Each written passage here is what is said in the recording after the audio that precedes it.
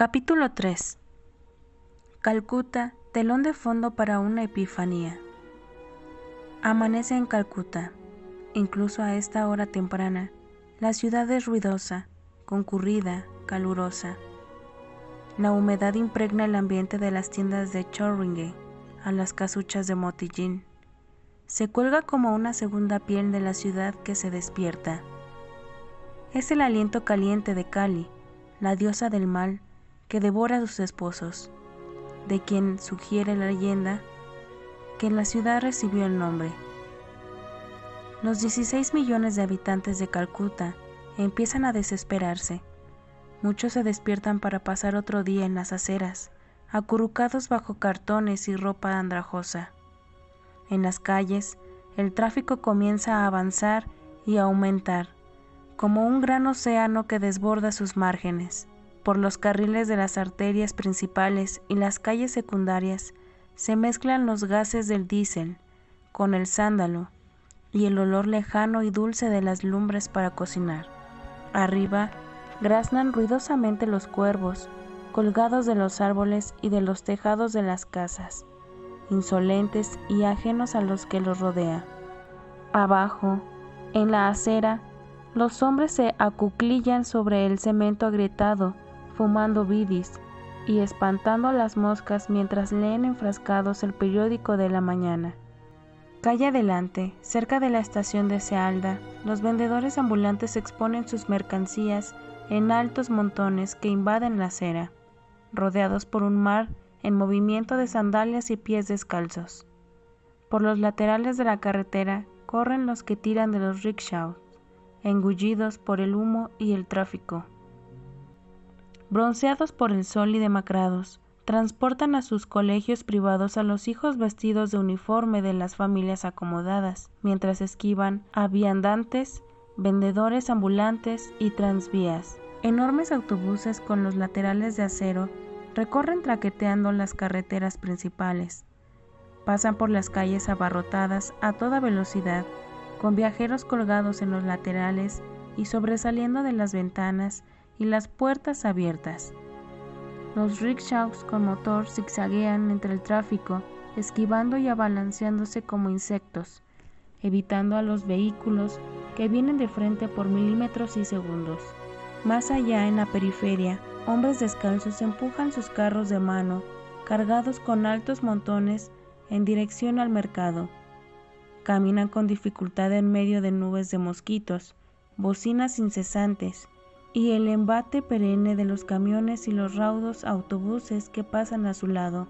Allí en las afueras de la ciudad comienzan los barrios miserables que constituyen la Calcuta de Madre Teresa, conocidos por sus moradores del suelo, sus niños de la calle, sus escarbadores de la basura y sus enfermedades.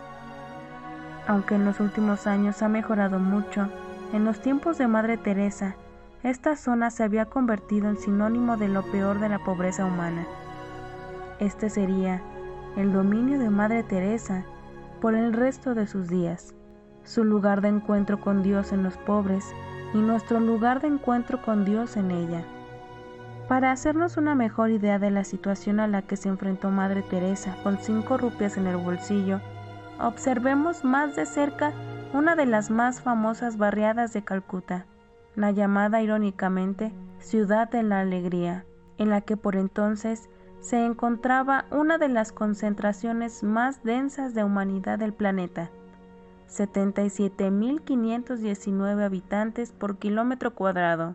Era un lugar donde ni siquiera había un árbol por 3.000 habitantes, sin una sola flor, mariposa o pájaro, aparte de los buitres y cuervos. Era un lugar donde los niños no sabían siquiera lo que era un arbusto, un bosque o un estanque, donde el aire estaba tan cargado de dióxido de carbono y azufre que la contaminación mataba al menos a un miembro de cada familia. Un lugar en donde hombres y bestias se asaban en un horno durante los 8 meses de verano, hasta que el monzón transformaba sus callejuelas y casuchas en lagos de barro y excremento. Un lugar donde la lepra, la tuberculosis, la disentería y todas las enfermedades debidas a la malnutrición hasta fecha reciente, reducían la esperanza de vida media a una de las más bajas del mundo. Un lugar donde 8.500 vacas y búfalos atados entre montones de estiércol proporcionaban leche infectada de gérmenes. Sin embargo, era sobre todo un lugar donde cundía la más extrema pobreza económica. 9 de cada 10 habitantes no tenían ni una rupia al día con la que comprar un cuarto de kilo de arroz. Considerada una vecindad peligrosa con una fama terrible, la guarida de los intocables, los parias y los rechazados sociales, era un mundo aparte, vivía aparte del mundo. Incluso en medio de una pobreza tan extrema, Madre Teresa descubrió en los pobres de Calcuta una nobleza de carácter, una vitalidad de lazos familiares y riqueza cultural, así como una capacidad de invención e ingenio que la hicieron sentirse verdaderamente orgullosa. Los pobres son grandes personas, insistía con viveza. Estas eran las personas que admiraba profundamente, por las que sentía un afecto imperecedero. Insistía en que el intercambio de doble sentido que ocurría entre ella y los pobres de Calcuta siempre se inclinaba a su favor, que recibía mucho más de lo que daba y era mucho más bendecida de lo que ella bendecía. Voluntarias. Después de su jornada de trabajo en los barrios miserables, Madre Teresa y sus hermanas volvían al centro norte de Calcuta. Allí estaba su casa matriz, su sede, desde donde cientos de hermanas saldrían cada día para proporcionar consuelo y asistencia. Una vez que su misión comenzó a ser conocida fuera de la India, jóvenes de lugares cercanos y lejanos se ofrecieron para ayudar a su labor en Calcuta. Llegaron de todo el mundo, jóvenes voluntarios en el ejército del amor de Madre Teresa, para entregar una semana, un mes o más tiempo y ayudar a sus hermanas a prestar servicio a los más pobres de los pobres. Todas las mañanas podían verse los rostros de estos jóvenes extranjeros avanzando por las aceras abarrotadas, andando por Lower Circular Road, de camino a la misa matutina con Madre Teresa y sus misioneras de la caridad. Más tarde, después de un desayuno de chapatis, pan plano bengalí y chai casero, té especiado, pasaban por el Kalighat. Más tarde, después de un desayuno de chapatis, pan plano bengalí y chai casero, té especiado, pasaban por el Kalighat, con sus callejuelas estrechas y los frentes de las tiendas adornados con guirnaldas de flores en honor a los dioses, de camino a la casa para los moribundos. Allí pasaban los días cambiando vendas, consolando a los enfermos y atendiendo a los agonizantes, junto con las hermanas y hermanos de Madre Teresa. Superadas las peleas iniciales con el calor, la comida y la diferencia cultural, estos jóvenes, en su mayoría del primer mundo, solían descubrir que surgía en su interior una nueva dicha y sensación de cumplir un objetivo, una experiencia que a menudo les negaba la vida acomodada que llevaban en su lugar de origen. A medida que los días iban fundiéndose en semanas bajo el despiadado sol de Calcuta, descubrían poco a poco que mientras tocaban a los pobres, el mismo Dios tocaba la pobreza menos accesible, menos fácilmente admitida de sus propias almas. Cambiados desde el interior, regresaban a sus casas con nuevas respuestas y una paz nueva, pero también llegaban con nuevas preguntas sobre la proximidad a Dios que había cambiado sus vidas y que habían experimentado en medio de la sociedad y las privaciones de Calcuta. Preguntas además sobre las mujeres sonrientes, vestidas con un sari, que habían abierto amablemente sus corazones a Dios. ¿Quién era esta Madre Teresa y qué la hacía especial? ¿Qué llama interior portaba que había inflamado sus corazones y llevado luz a su obscuridad? En la obscuridad, luz. Pero antes de investigar su luz, ¿acaso algunos se pregunten cómo puede haber tal luminosidad en alguien cuyo interior estaba sacudido por la oscuridad? Mirando hacia atrás, en su vida y en los documentos que han surgido desde su muerte, resulta claro que el mundo interior y exterior de Madre Teresa Era un lugar en el que el brillo de la luz de Dios y la lobreguez de la oscuridad del hombre se encontraban y fundían, aumentando el brillo de su luz victoriosa. Lo que surgía de esa lucha interior era una luz que no disminuía en modo alguno porque Madre Teresa llevara el manto del dolor humano, sino que era una luz mucho más resplandeciente y mucho más asequible. La clase de luz divina que veíamos en ella no era ya el dominio restringido de místicos y sabios, sino una luz enteramente accesible para los más pobres, acercando al resplandor de Dios a todo aquel que comparte la lucha humana común. En la sabiduría del plan divino, Dios envió a Madre Teresa a las Calcutas de este mundo, grandes y pequeñas, visibles y ocultas, para que precisamente allí, donde nuestro mundo, también nuestro mundo interior, apareciera en su mayor oscuridad, la luz que le había otorgado brillara más. Dios envió a Madre Teresa con el fin de ofrecer su consuelo a los pobres, pero mucho más para que fuera su luz. La invitó a poner su tienda en los lugares más oscuros, no para construir hospitales o torres de pisos, sino para que iluminara con su luz. En la oscuridad de Madre Teresa no era desviación ni error.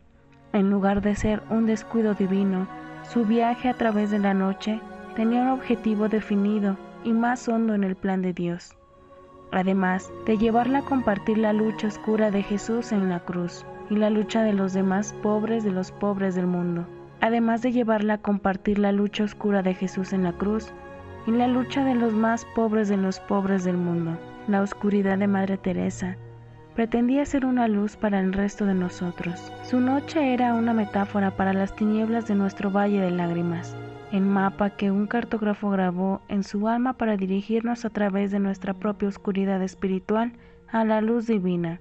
Paradójicamente, su oscuridad se convirtió en el vehículo de una luz mucho mayor, una luz que no podía vencer ni contener, sino solo amplificar cuando pasaba a través de su alma como a través de un prisma. Un mensaje dirigido a todos.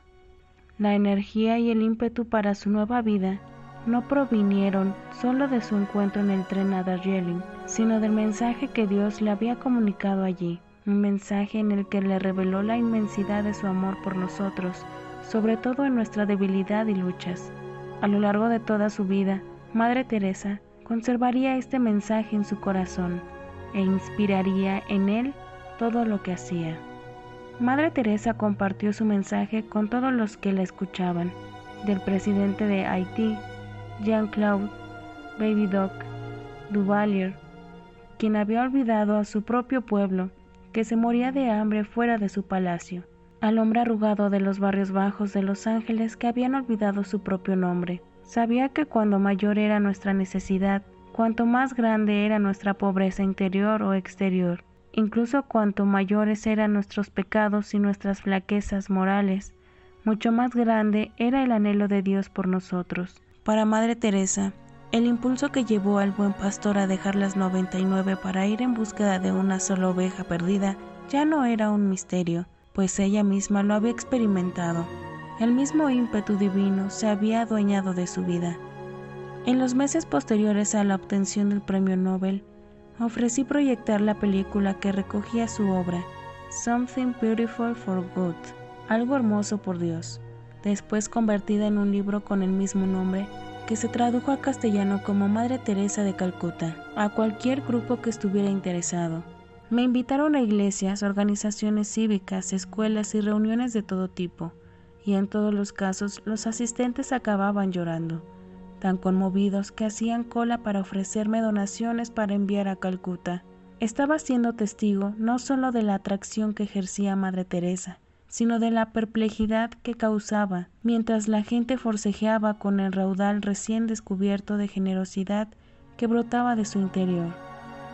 Curiosamente, la mayoría del público parecía incapaz de encontrar una respuesta más duradera y profunda que no fueran las lágrimas y un cheque apresurado. Una vez que hube comprendido que las personas tenían dificultad para extraer el mensaje de Madre Teresa, comencé a dar una charla después de la exhibición de película para tratar de ayudarlos a encontrar sentido a lo que habían visto y a canalizar los intensos sentimientos que las imágenes habían suscitado en su interior.